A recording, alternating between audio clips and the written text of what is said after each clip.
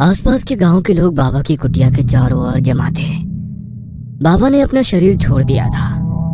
उनके सामान में बस एक लोहे का बक्सा था जिसे वे पिछले 45 वर्षों से अपने साथ ही रखते थे। बाबा के जाने के बाद उनके शिष्य ने वो बक्सा खोलकर देखा तो वहां पर खड़े लोगों के होश उड़ गए। बक्से में एक खोपड़ी रखी हुई थी जो ना तो किसी इंसान की लग रही थी ना ही किसी जानवर की। उस खोपड़ी का जबड़ा किसी भेड़िए जैसा था और पीछे का कपाल इंसान जैसा। 20 साल पहले अपने बीमार बेटे के शिथिल पड़ चुके शरीर को जमीन पर लिटाकर वो हाथ जोड़कर जोर जोर से रो रही थी। अब बस आपका ही सहारा है, कुछ कीजिए, नहीं तो मेरा बेटा मुझे छोड़कर चला जाएगा। देखो, इसे शहर ले जाकर किसी भले डॉक्टर को दिखाओ। यहाँ जंगलों में भटकने से ये ठीक नहीं होगा। डॉक्टर तो कह चुके हैं कि इसका अंतिम संस्कार का समय आ गया है, किंतु मैं अपने बेटे को किसी भी कीमत पर जाने नहीं दूंगी। आप चाहे जो ले लो, लेकिन मेरे बेटे को बचा लो बाबा। देखो, जिस विद्या की तुम बात कर रही हो, मैं बरसों पहले उसे छोड़ चुका हूँ। अपने गुरु के सामने प्रतिज्ञा ली है मैंने, मुझसे ये काम नहीं होगा। तो ठीक है, फिर मैं भी अपनी जान दे दूंगी। इतना कहकर उसने कटार उठाई और अपनी गर्दन पर लगा दी। ठहरो, ठीक है, मैं तुम्हारी मदद करने के लिए तैयार हूँ, किंतु तेरे बेटे के पास समय बहुत कम है। हमें कल रात ही यह विधि करनी होगी। बाबा ने अपने एक शिष्य को स्त्री से लेकर कुछ रुपए दिए और कान में फुसफुसाते हुए उसे कुछ समझाने लगे। कल मध्य रात्रि को हम ये विधि करेंगे। ध्यान रहे, इसमें जान का जोखिम है। जीवन मिल भी सकता है और जा भी सकता है। मैं तैयार हूँ बाबा। अगले दिन पूर्णमासी की रात थी। आसमान में पूरा चांद चमक रहा था। बाबा ने घने जंगल के बीचों बीच भारी भरकम पेड़ से एक खूंखार भेड़िया बांध रखा था। कुछ देर पहले ही भेड़िए को होश आया था और तब से वो अपने जबड़े को खोल भयानक आवाज में गुर्रा रहा था। पास ही में एक 17 साल का लड़का बेहोशी की अवस्था में पड़ा हुआ था। जमीन पर तंत्र साधना का सामान फैला हुआ था। बाबा की दूसरी ओर लड़के की माँ बैठी सिसक रही थी। आज पूर्णमासी की रात है। आज के दिन भेड़ियों की शक्ति बहुत अधिक होती है, इसलिए हमारे तंत्र शास्त्र में आज के दिन कोई विधि नहीं की जाती। लेकिन अगर आज कुछ नहीं किया तो तेरे बेटे के प्राण निकल जाएंगे, इसलिए मुझे अपने नियमों के विरुद्ध जाकर ये विधि करनी होगी। इसके बाद बाबा मंत्र पढ़ना शुरू कर देते हैं। रात के ठीक 12 बजे बाबा ने भेड़िए के गले पर चाकू से वार किया। भेड़िया भयानक डरावनी आवाज में चिल्लाया। वह आवाज सुनकर वहां उपस्थित सभी लोगों के दिल उछलकर मुंह में आ गए थे। भेड़िए के गले से खून की धार बह रही थी।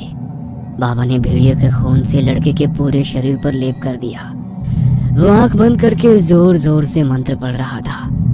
अंत में बाबा ने रक्त की कुछ बूंदें लड़के की जीभ पर रखी और कुछ बूंदें नाक से उसके शरीर में प्रवेश करा दी। लड़के के शरीर में हलचल सी होने लगी। लड़का अपने हाथ पैर जोर जोर से हिलाने लगा।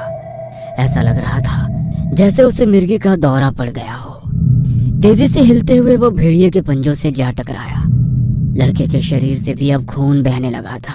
कुछ ही पलों के बाद लड़का बिल्कुल शांत हो गया।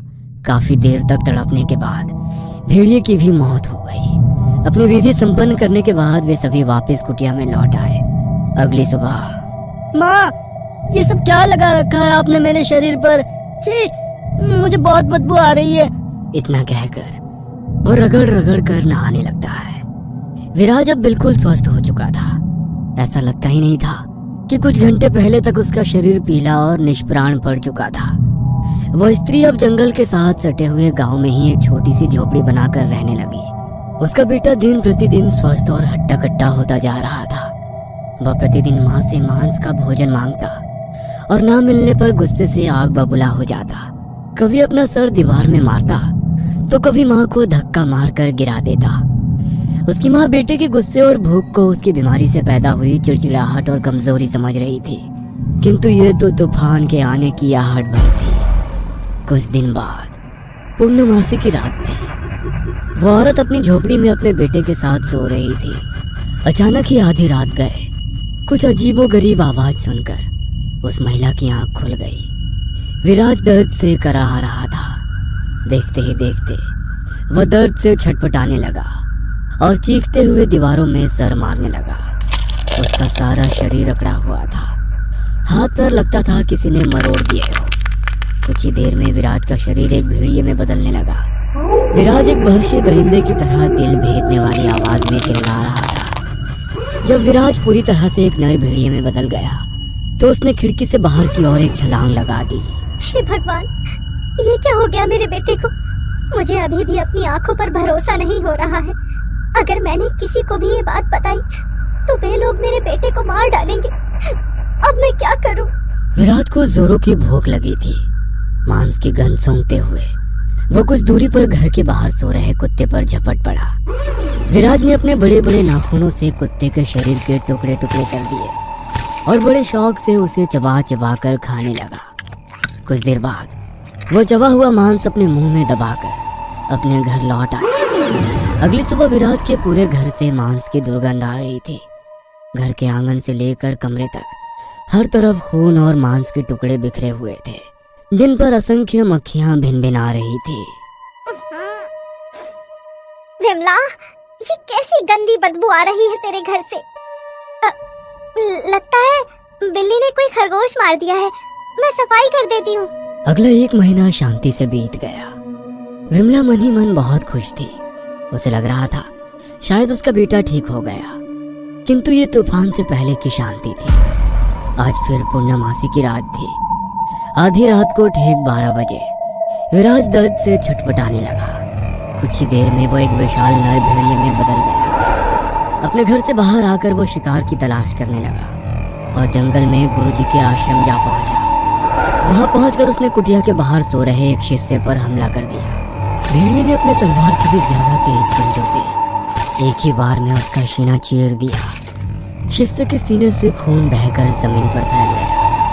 बहते खून को देखकर वह जमीन पर लेटकर उसे दरिंदे की तरह चाटने लगा। इसके बाद भेड़िए ने अपने शिकार का हाथ उठाकर दूर फेंक दिया। वो अपने शिकार का मांस नोच नोच कर खा रहा था। भेड़िए की आवाज सुनकर आश्रम में सो रहे दूसरे शिष्य की नींद टूट गई। वो बाहर निकला तो उसने एक विशाल नर भेड़िए को मांस नोचता देखा। ये कैसे हो सकता है? नर भेड़िए के विषय में तो बस कहानियों में ही सुना था। हमारे जंगल में अचानक नर भेड़िया कैसे आ गया? गुरुजी को ये बात बतानी होगी। शिष्य दौड़ता हुआ बाबा के पास गया। बाबा, कुंदन को नर भेड़िए ने खा लिया। वो हम में से किसी को नहीं छोड़ेगा, सबको मार डालेगा। क्या? नर भेड़िया? हाँ बाबा, 2 पैरों पर चलने वाला 8 फीट ऊंचा नर भेड़िया। वो इतना भयानक है कि मेरे अभी तक हाथ पैर कांप रहे हैं। वो नहीं छोड़ेगा, किसी को नहीं छोड़ेगा। जिस बात का मुझे डर था वही हुआ। ये नर भेड़िया कोई और नहीं, विराज है। कुछ नहीं होगा, मैं जरूर कोई ना कोई हल निकालूंगा। अगली सुबह मैं हिमालय पर अपने गुरु से इस समस्या का समाधान पूछने जा रहा हूँ। अगर मैं पूर्णमासी तक लौट कर ना आ सकूं तो उसे रात के 12 बजे से पहले रस्सियों से बांध देना, ताकि वो किसी का शिकार ना कर सके। समझ गया बाबा। बाबा अपने गुरुजी से मिलने लंबी यात्रा पर निकल गए। इधर धीरे धीरे पूर्णमासी नजदीक आ रही थी। जब पूर्णमासी के दिन तक भी बाबा लौट कर नहीं आए तो बाबा के 2 शिष्य उसे पकड़कर आश्रम ले आए और रस्सियों से बांध दिया। धीरे धीरे रात घेर रही थी। बाहर से आती जंगली जानवरों की आवाज आज कुछ ज्यादा ही तेज और भयानक थी। ऐसा लगता था उन्हें आने वाले खतरे का अंदेशा हो गया था। रात के 12 बजते ही विराज की आंखें बिल्कुल लाल हो गई। वह तेज आवाज में चिल्लाया, खोल दे मुझे। विराज भयानक अंदाज में भेड़िए की तरह आसमान की ओर मुंह करके वो चिल्लाने लगा। उसके नाखून काले और चाकू की तरह लंबे और नुकीले हो गए थे। उसके शरीर पर बड़े बड़े बाल आने लगे। मुंह भी भयानक रूप में बदलने लगा। एक झटके में उसने अपने शरीर पर बंधी रस्सियों को झटक कर खोल दिया। आंखों में दरिंदगी भरकर वह एक शिष्य की ओर लपक गया। विराज की भयंकर वो के सामने शिष्य की चीखें घूट कर रह गई थी। अपने धारदार नाखूनों से उसने शिष्य के शरीर के टुकड़े टुकड़े कर दिए। अपने बड़े भयानक जबड़े से उसने उस पर चपर चपर करते हुए मांस खाना शुरू कर दिया। विराज के जबड़े से खून टपक रहा था और शरीर खून से लथपथ हो गया था। विराज ने गर्दन घुमाकर दूसरे शिष्य की ओर देखा। यह विभत्स दृश्य देखकर वह जड़ होकर एक कोने में खड़ा हुआ था। विराज ने दूसरे शिष्य की ओर छलांग लगाई। तभी शिष्य ने अपनी कमर में छिपाया हुआ चाकू बाहर निकाल लिया। शिष्य विराज पर चाकू से हमला करने ही वाला था कि तभी उसकी माँ विमला बीच में आ गई और उसने शिष्य को दूर धक्का दे दिया। चाहे जो हो जाए, मैं अपने बेटे को नहीं मारने दूंगी। इससे पहले कि विमला संभल पाती, विराज ने विमला पर भी हमला कर दिया। विराज के एक जोरदार पंजे के हमले से विमला दूर जा गिरी। उसका सर एक भारी पत्थर से टकराया और उसी पल उसकी मौत हो गई। विराज के ऊपर आज खून सवार था। हर शिकार के बाद उसकी हैवानियत बढ़ती ही जा रही थी। अपनी मां को मारने के बाद वो फिर से शिष्य की ओर बढ़ा। इससे पहले कि वो उसको भी नोच कर खा जाता, पीछे से बाबा ने आकर एक अभिमंत्रित तलवार से उसके ऊपर वार कर दिया। भेड़िए के शरीर से खून बहने लगा। शिष्य को छोड़कर गुर्राते हुए वो बाबा की ओर झपट पड़ा। सही समय पर बाबा अपनी जगह से हट गए, लेकिन तब भी भेड़िए का नुकीला पंजा उनके पैरों में धंस गया था। भेड़िया फिर से 2 कदम पीछे हटा और उसने बाबा पर छलांग लगा दी, लेकिन इस बार बाबा ने कोई चूक ना करते हुए तलवार ठीक उसके दिल में घोंप दी। भेड़िया चिंगारता हुआ जमीन पर गिर गया। बाबा ने आव देखा ना था, झट से एक के बाद उसके सीने पर कई वार कर दिए और उसकी गर्दन धड़ से अलग कर दी। नर भेड़िए का अंत हो चुका था। बाबा को भी समझ आ गया था कि उनके गुरुजी ने क्यों उन्हें ये विद्या उपयोग ना करने का प्रण दिलवाया था। अपनी गलती को जीवन भर याद रखने के लिए उन्होंने इस नर भेड़िए का सर बक्से में बंद करके अपने पास रख लिया। बाबा अपना आश्रम छोड़कर हिमालय में बस गए और तभी से उनका बंद बक्सा एक राज बना हुआ था। वो राज आज 45 वर्षों बाद खुल गया था।